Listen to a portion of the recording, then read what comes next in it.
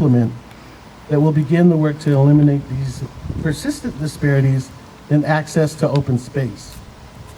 I am encouraged that Executive Constantine is proposing bold legislation that turns our recommendations into law, as he announced last week.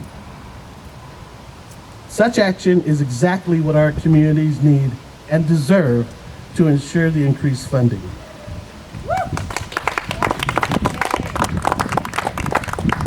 And I'm thankful to the Land Conservation Initiative in also making this happen. This initiative will directly address the problem of inequitable spaces and access to parks. Thank you so much for coming. Welcome to White Center. And now I have the honor of introducing my friend and our county executive, the Honorable Dow Constantine.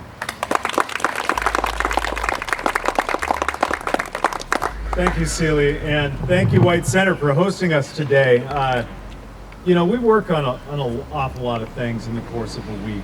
We've had announcements about youth and young adult homelessness and our initiative to really take that on and end homelessness among young people, and announcements about health coverage and announcements about transportation, all just this week. But this is the thing that brought me into politics in the first place.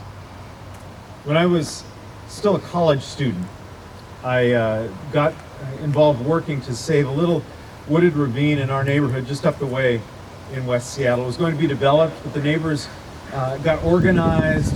They got down to the city council and the county council, and they figured out over the course of years how to help save that place. And today, that little ravine is permanently protected in the neighborhood in which I was raised, and that just led to more and more and more projects trying to figure out how we could preserve the things we love most about this region in which I was raised, and ultimately led me into running for office. So 3 decades later, I was able to convene a group of community leaders from across King County to discuss what can we do to accelerate our protection of these lands that are disappearing. And as we talked about not only saving the forests and the farmlands, but also what can we do to make sure, as Seeley was saying, that every single resident of King County has immediate access to parks and trails and open space, a place where kids can get out and play and families can gather and elders can walk and contemplate. It is the kind of thing that every single person needs, and more than that, deserves, has a right to. And with this measure, we are going to begin making that real for the 2.25 million people of King County. So it was about a year ago that committee I formed came back with its recommendations, and we announced together the Land Conservation Initiative to protect the last best places in King County. But just as important, as I said, it ensures this idea of equity. And equity is critical for the well-being of individuals. It is also critical because each of our communities needs to be a place that is attracting people to it, drawing people to the center, not pushing them away out towards the forests and farmlands that we are trying to protect. When you have a park like this one, the community can rally around it, can gather, can in a relatively small space, can get the recreation and the healthy outdoor activity that is so important. We are making that happen. So today I'm announcing legislation that I will send to our King County Council to more than triple our conservation work in the upcoming year. This is made possible by legislation that I proposed and that our council approved last year, pulling forward almost $150 million through bond financing from the existing Conservation Futures Tax. Thanks in part to this funding, I am calling for investments of up to $64 million for vital land and waterway protection, lands that have been selected by the Conservation Futures Advisory Committee. All told, we've identified 61 projects covering some 5,000 acres across King County. And this is just in the next year.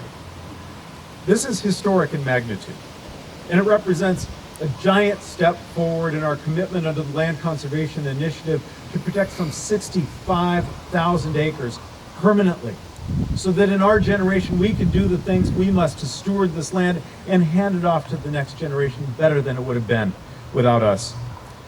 This is forest, it's farmland, it's habitats, waterways, and urban green space. And now it's not a done deal yet. There's still more work to do to finalize negotiations, as you might imagine, with 61 separate property owners to reach purchase and sale agreements. But we are off to a great start, and I feel pretty good about where we are with these transactions.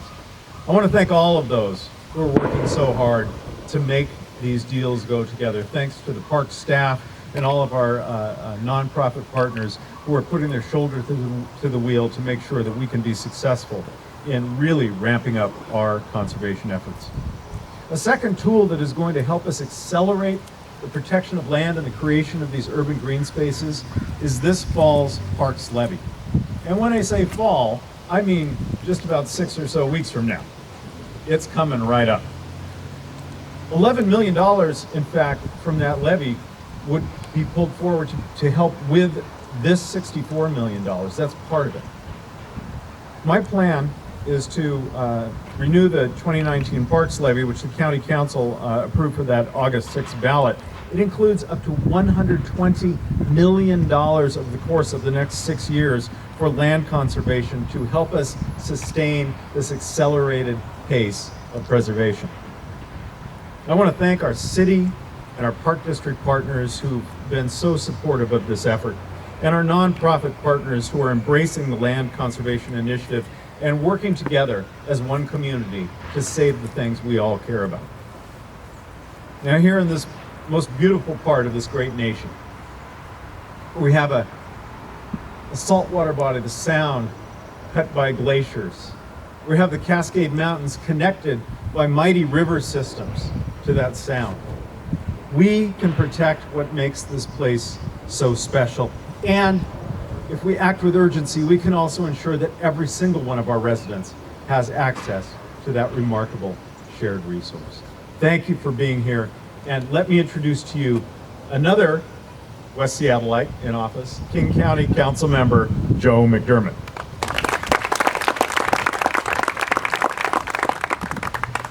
Thank you, Dow.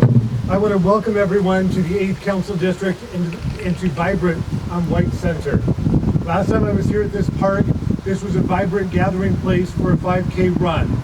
I'm dressed a little differently today, but for perhaps even a more important purpose, because we gathered then for physical fitness. We gathered today both for physical fitness and for mental health. Access to parks, access to open space, and that kind of passive recreation helps your health, physical and mental. As has already been said, with over 500,000 people in the county without easy access to parks and open space and trails and shorelines, they're missing an easy way to have a positive effect on their health. This is a public health access issue. And this is reaching out particularly to those underserved communities, those communities that don't have that immediate access. I so want to celebrate and champion the Open Space Equity Cabinet and their work in identifying regions throughout the county and particular parcels that should be looked at to be part of this plan, to expand that access. And very much want to commend the executive for the work over the last year and more, bringing the legislation he's transmitted today. I'm proud to be a sponsor of it, along with my colleagues who are with us today, and look forward to moving it rapidly through the County Council so that we can begin to address very quickly the health needs, the recreation needs, and the community needs for people in White Center and communities like it all over King County.